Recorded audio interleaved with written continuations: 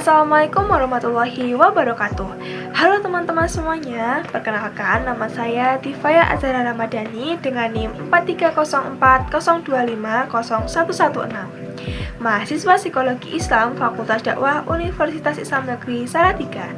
Nah teman-teman, mungkin di video kali ini durasinya akan lebih panjang dari biasanya, karena di video kali ini aku akan membahas sebuah buku yang berjudul Psikologi Islam. Nah, buku ini adalah karya Bapak Agus Hermawan MA yang selaku dosen pembimbing mata kuliah Psikologi Islam dan juga dosen di Fakultas Dakwah Universitas Islam Negeri Salatiga. Nah, mungkin kalian tuh akan penasaran dengan isi dari buku ini. Aku akan memberikan penjelasan singkat tentang inti dari setiap bab di buku ini. Tunggu apa lagi? Mari kita simak. Nah, di bab yang pertama ini membahas tentang konsep manusia dalam perspektif Islam. Nah, di bab ini tuh mendiskusikan tentang siapa sih manusia itu melalui berbagai sudut pandang. Yang pertama adalah perspektif filosofi yang mengkategorikan tiga, yaitu materialisme, yang artinya manusia itu dikumpulkan melalui zat kimia dan juga materi. Jadi manusia itu berasal dari materi yang akan kembali pada materi. Yang kedua adalah spiritualisme, yang mengartikan ruh itu lebih penting daripada badan. Jadi mereka itu hidup untuk olah batin saja. Nah, yang ketiga itu adalah dualisme, yang terdiri dari dua unsur, yaitu jasmani dan rohani yang saling berkaitan. Dalam perspektif Islam, manusia adalah makhluk unik dengan mengkolerasikan empat unsur, yaitu dengan dirinya sendiri, antar sesama manusia, dengan alam, dan juga dengan Allah.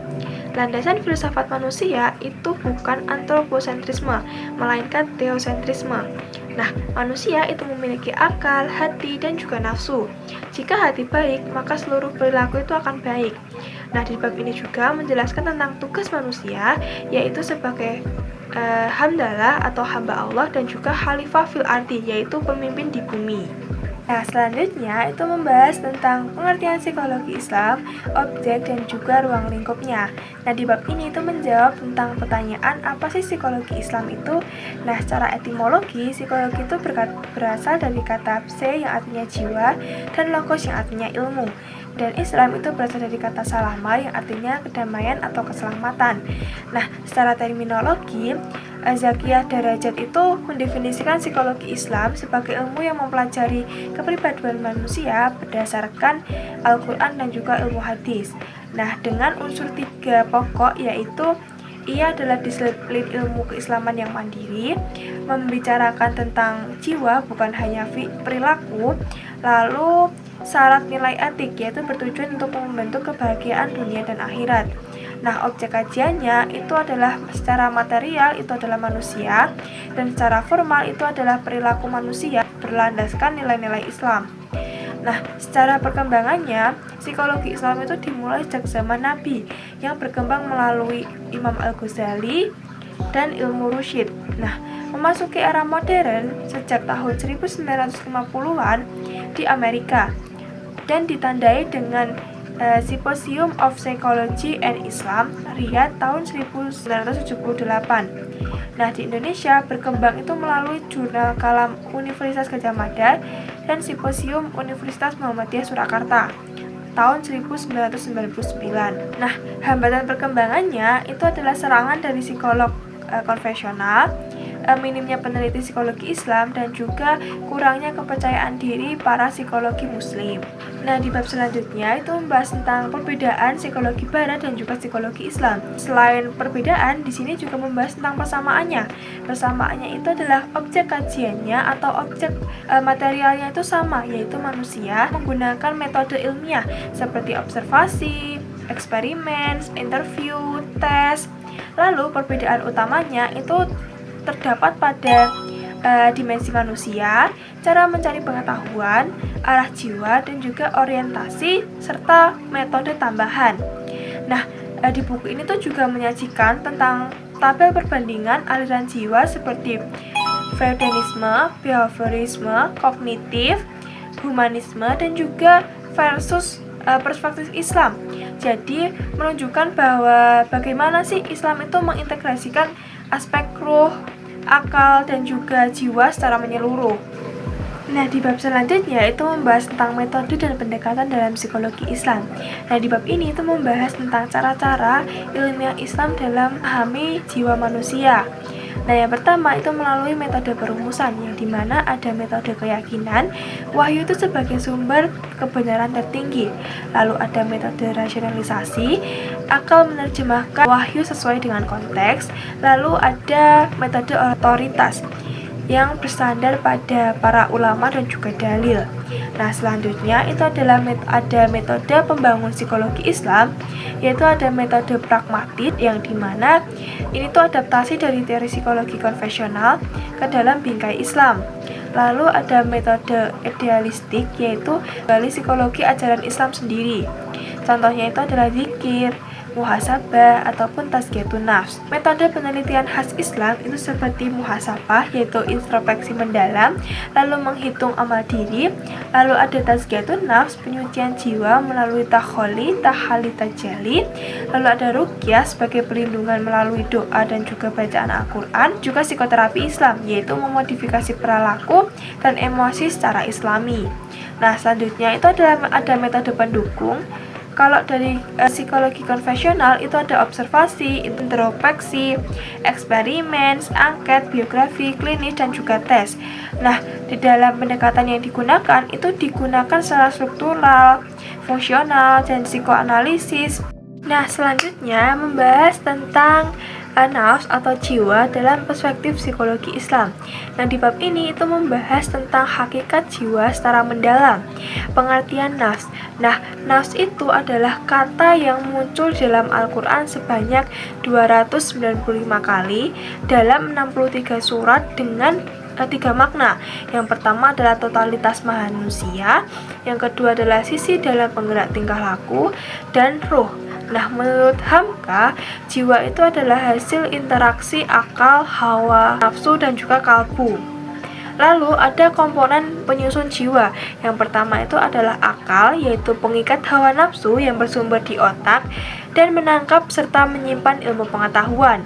Lalu ada nafsu yang memiliki dua kekuatan, yaitu yaitu menghindari bahaya, dan juga syahwat, mencari kesenangan. Lalu ada qalb atau hati. Nah, menurut Imam Al-Ghazali, hati itu adalah qalbu jasmani dan juga qalbu rohani. Yang selanjutnya adalah ruh, di mana ruh itu adalah sumber kehidupan yang kembali kepada Allah setelah mati. Lalu adalah fitrah. Fitrah itu adalah sifat bawaan dari penciptaan, kecenderungan kepada iman dan kebaikan. Jiwa itu ada tingkatannya, teman-teman. Yang pertama adalah nafs amarah, yaitu mengajak kepada syahwat dan kejelekan. Yang kedua ada nafs lamawah, yang terkadang taat dan terkadang maksiat, tapi langsung menyesal. Nah, yang terakhir adalah nafs mutmainnah, yang berarti jiwa yang tenang, dermawan, atau ridho kepada Allah. Bab ini juga menjelaskan tentang manajemen jiwa agar kita tetap sehat. Itu caranya dengan membaca Al-Quran, berzikir, muhasabah, sholat malam, dan juga lain-lain. Lalu pembahasan selanjutnya adalah tentang kepribadian dan juga fitrah manusia dalam perspektif psikologi Islam. Nah, kepribadian itu adalah integrasi antara akal, hati, dan juga nafsu yang menimbulkan perilaku. Nah, tujuan pendidikan Islam adalah mewujudkan insan kamil yang berpola takwa. Nah, 3 kepribadian dalam Al-Quran ada 3 golongan, yaitu berdasarkan akidah, seperti mukmin, kafir, dan juga munafik. Nah, faktor penentu kepribadian itu adalah akidah dan juga ketakwaan.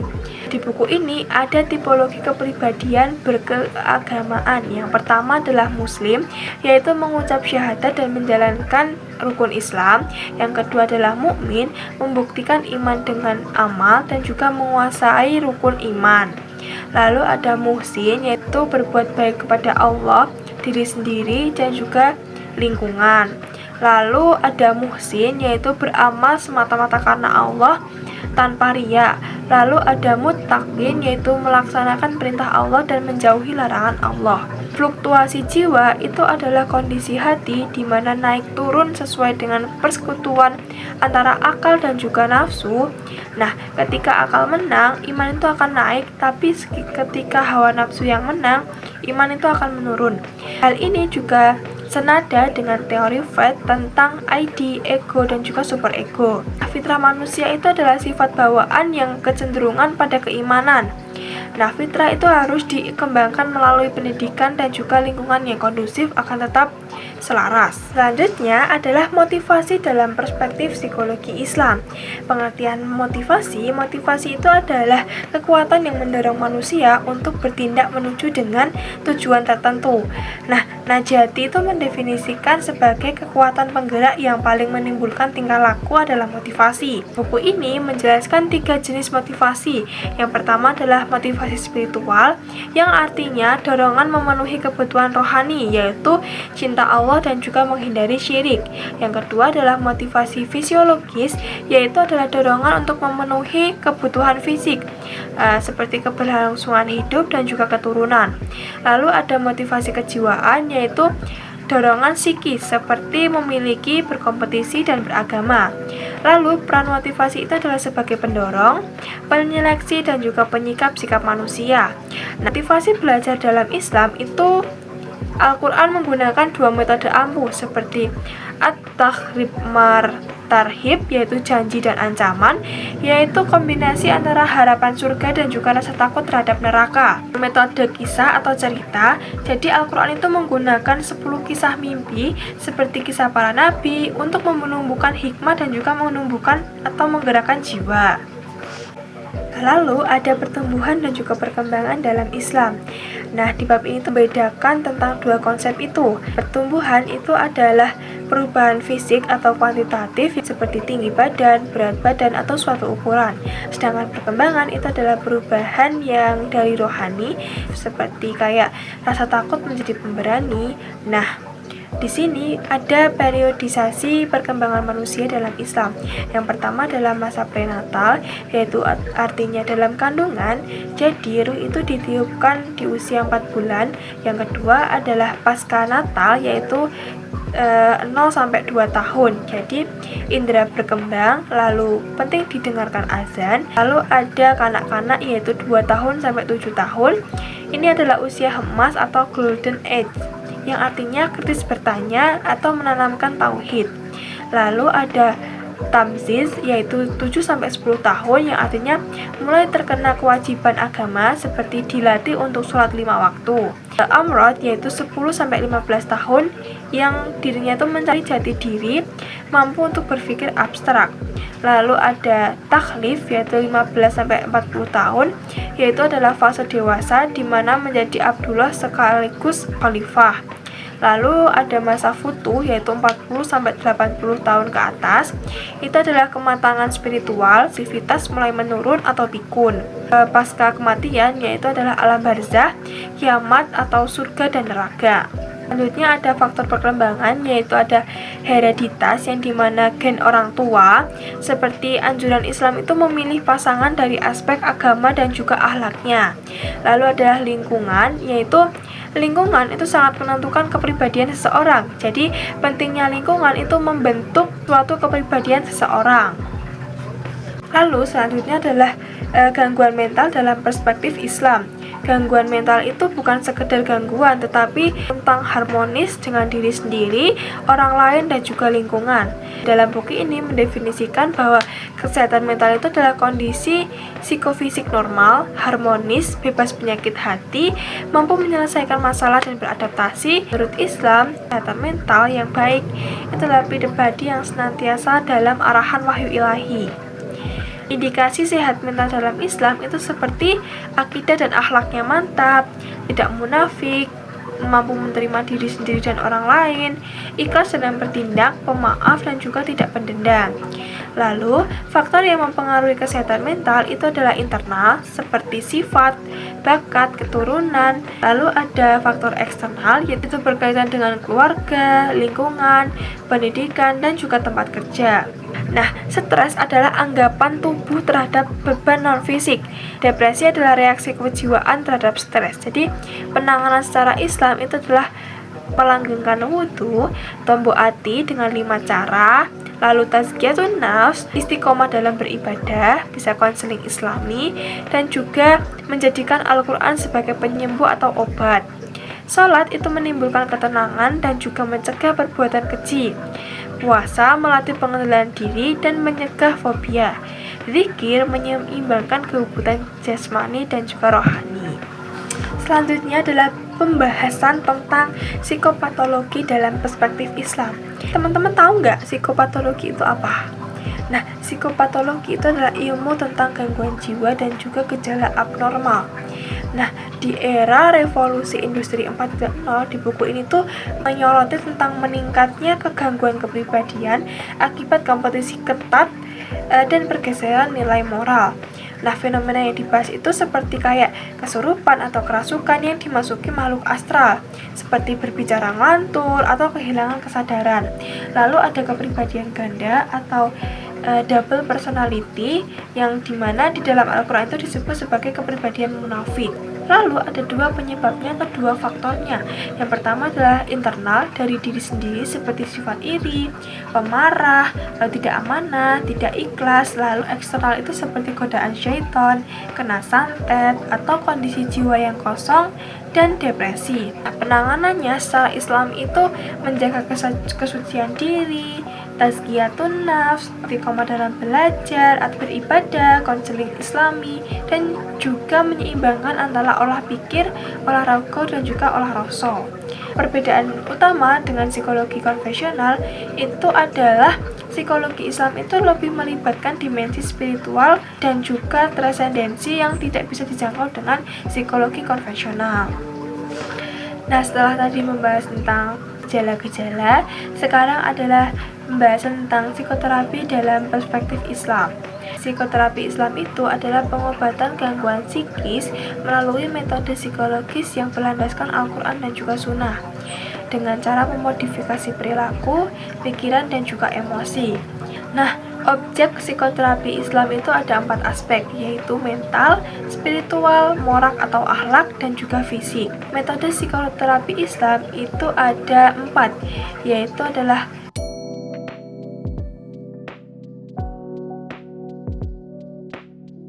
Nah, selanjutnya ada 2 jenis obat atau syifa, yaitu adalah obat hissi seperti air madu, buah-buahan, dan Al-Quran.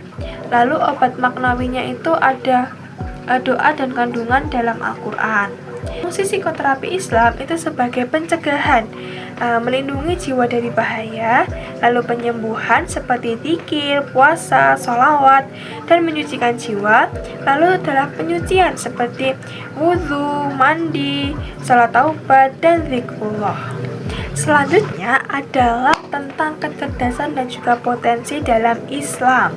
Kecerdasan itu adalah warisan dari orang tua yang berkembang jika difasilitasi dengan baik oleh lingkungan. Ada 3 tema kecerdasan, yaitu adalah kemampuan belajar, pengetahuan yang dimiliki, dan juga kemampuan adaptasi. Ada 3 sarana untuk memperoleh ilmu yang baik menurut Imam Al-Ghazali. Yang pertama adalah melalui panca indera, yaitu menangkap objek empiris. Lalu ada akal, yaitu menangkap objek secara finite maupun infinite. Yang terakhir adalah intuisi, yaitu kemampuan untuk memahami sesuatu tanpa penalaran rasional. Hal-hal yang penting ketahui tentang intuisi, yaitu intuisi itu harus dikembangkan secara sengaja. Intuisi itu harus tetap dikontrol oleh akal agar tidak tersesat. Lalu, intuisi itu harus dikembangkan melalui ketenangan hati, zikir, dan juga tafakur. Lalu yang selanjutnya adalah mimpi dan juga alam kesadaran manusia. Nah, mimpi dalam Islam itu bukan hanya sekedar bunga tidur, tetapi ada 4 istilah di dalam Al-Quran. Yang pertama adalah ru'ya, yaitu adalah mimpi baik dari Allah.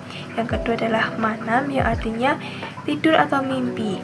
Lalu adalah busro, yaitu mengartikan mimpi sebagai kabar gembira.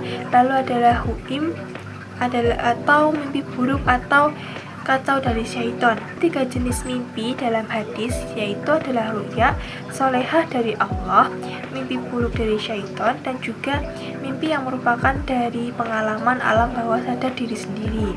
Teori mimpi dalam konvensional itu adalah psikoanalisis Freud yang mengatakan adalah memenuhi hasrat terlarang.